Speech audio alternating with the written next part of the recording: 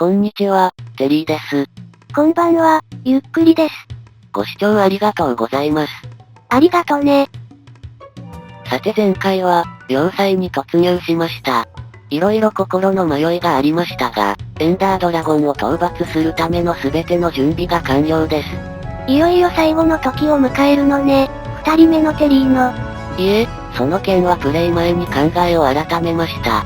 あら、エンチャント防具持って行ってロストする予定なの？熟慮した結果、むざむざ死ぬこともないと気づいた次第です。そもそも私が苦手としていたのは、エンドラ討伐で浮遊大陸に飛び移るまでの間なんです。そういえば昔、2回に1回は奈落駅って言っていたわね。でも過去3回のプレイでは、死なずに浮遊大陸に移動できています。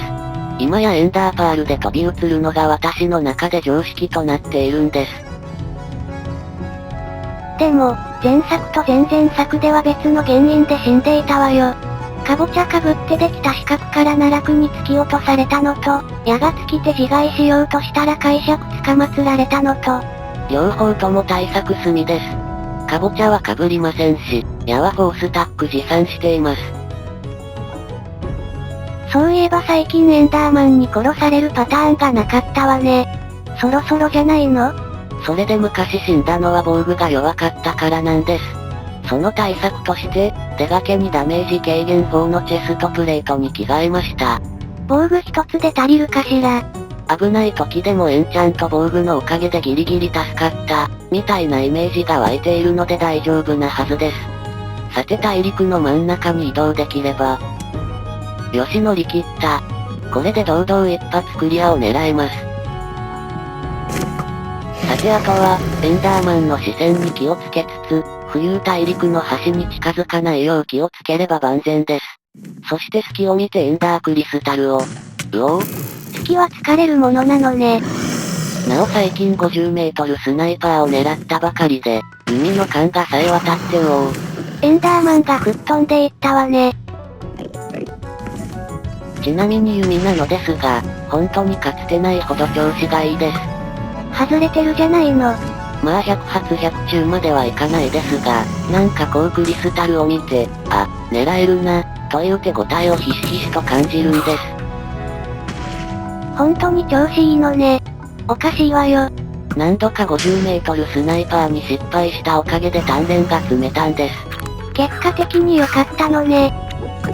で、この調子なら中距離でも狙えそうな感じです。うおー、ほんとさえ渡ってる。さて弓は申し分ないですが、執拗にエンダードラゴンが襲ってくるのが気がかりです。こんなにたびたび接近してくるものでしたっけ？大体遠目飛んでるイメージがあるわね。食事時の家族団らんの時に。だからってステーキで殴るのはどうなのよ。どうもこのエンドラは最初から本気を出してきたようで、なぜか神出鬼没です。テリーの立ち回りが下手なのよ。でも動き回ろうにも。うお目があったのしかも2体？やばいってまさかのナイス援護です。でも地味にダメージ増えているわよ。まあおかげで体勢を整え直すことができました。まず1体仕留めて、隙を見て上位の金リンゴで回復します。ナイス援護ね。あれ？上位の金リンゴ持ってきてないじゃないの。仮拠点に忘れてきてしまったようで、大失敗です。ダメージ軽減法は全然役に立たなかったわね。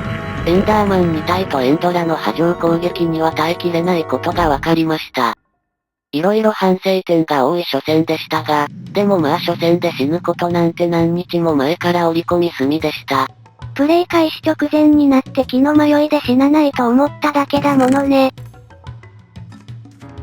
さて第2戦の矢を量産すべき火打ち石を作っていると、ゾンビが近づいてきました。放置してもどのみちゾンビ肉を落とすので、この作業中断はやむを得ません。じゃがいも落とす可能性もあったわよ。さて、2戦目の準備が整ってきましたが、先ほどの反省で水バケツを2つ持参します。そういえばさっきなんで水バケツ使わなかったの？上位の金リンゴで乗り切ろうと考えてしまったんです。迷わないよう、2回戦は持参しないことにします。あと弓ですが、要塞で拾った射撃ダメージ増加2を修繕しておきます。なおこの修繕経験値は、ダイヤ装備を整え直す時に壊すダイヤ鉱石で貯める、ということまで事前に計算済みでした。まあ死ぬことは織り込み済みだったものね。さて最後にエンダーパールを用意して準備 OK です。なお今回の防具はエンチャントなしで挑みます。さて、第2回戦突入です。またも死んだら矢を量産するために、鶏狩りに勤しまないとならなくなりますが、しかし過去のプレイ経験では第2戦の勝率は記憶の限り 100%、死ぬはずがありません。むしろそろそろじゃないかしら。それにしても、なんでエンダーマンたちは私に寄ってくるのでしょうか。こんなんではいつ目が合うかわかりません。怖いです。で、平地に立つと空を見上げるときにエンダーマンと目が合いがちなので、数ブロック登っておくことをひらめきました。そしてエンドラに突き落とされて、エンダーマンにフルボッコにされるのね。いえその前に、どうもエンドラが回復し放題になってしまうようです。先にクリスタルを壊しておきなさいよ。仕方がないので降りて移動します。で、適度に移動したら、エンダーマンが近くにおらず、かつクリスタルの数が少なめなポイントにたどり着いてしまいました。必勝パターンに入ったわね。そして6分で、あっさり倒しました。まあ長かったです。これでようやく莫大な経験値をゲット、エンチャントし放題です。降ってきたわね。さて、おそらく私は、バージョン 1.8 台のエンドラと戦うのはこれが最後です。なので 1.8 の卵を手にするのは最後、1.8 のジエンドを味わうのも最後です。少々名残惜しいです。ジエンドの使用は長らくこのまんまだったものね。さてと。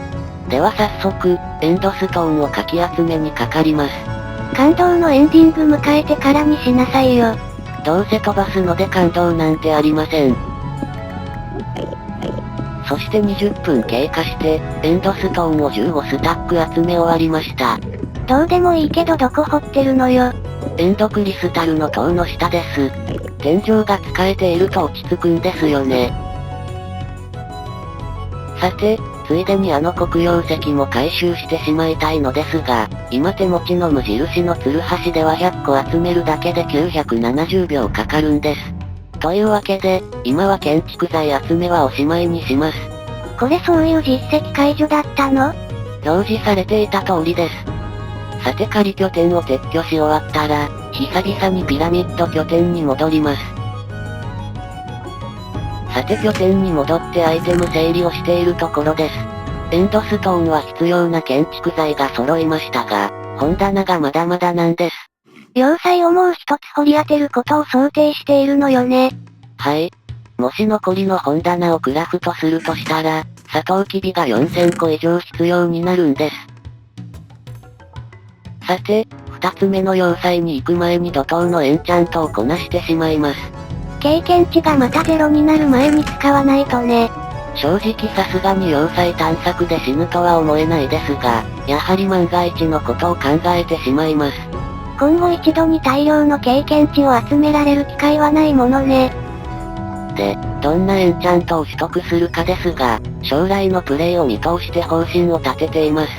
いいエンチャントがなければほんの低レベルエンチャントでサクッとテーブルを更新しつつ、ネザー用の火炎耐性、海底神殿用の水中呼吸、地上探索用の落下耐性、ブランチマイニング用の爆発耐性は当然ゲットするとして、あとは、万が一死んでもいいように、予備の装備や道具を一通り揃えることを主眼にしました。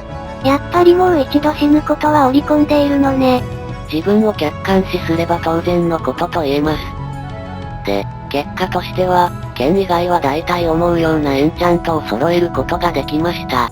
ということは、今使っているドロップ増加3かつダメージ増加4の剣をロスとしたら行き詰まるのね。まあそれではまずいので、ガラスの精錬経験値を一部活用してしまいます。そういえば64連装のかまどに貯めていたわね。で、3列目の途中まで経験値を入手して、無事に日頃の持ち運び用のダメージ増加法を入手しました。さて、2つ目の要塞を探しに行く準備ができたところで、収録途中ですが今回はここまでです。プレイはその後、要塞の1つ目の図書館を見つけたところまで進めており、次回は本棚とエンドストーン、それにガラスを積むあたりまで予定しています。つまり建築会ってことね。余裕があればそろそろ1つ目のビーコン入手に着手する予定です。では次回も頑張っていきます。つまり地獄行きね。それではまたね。バイバイ。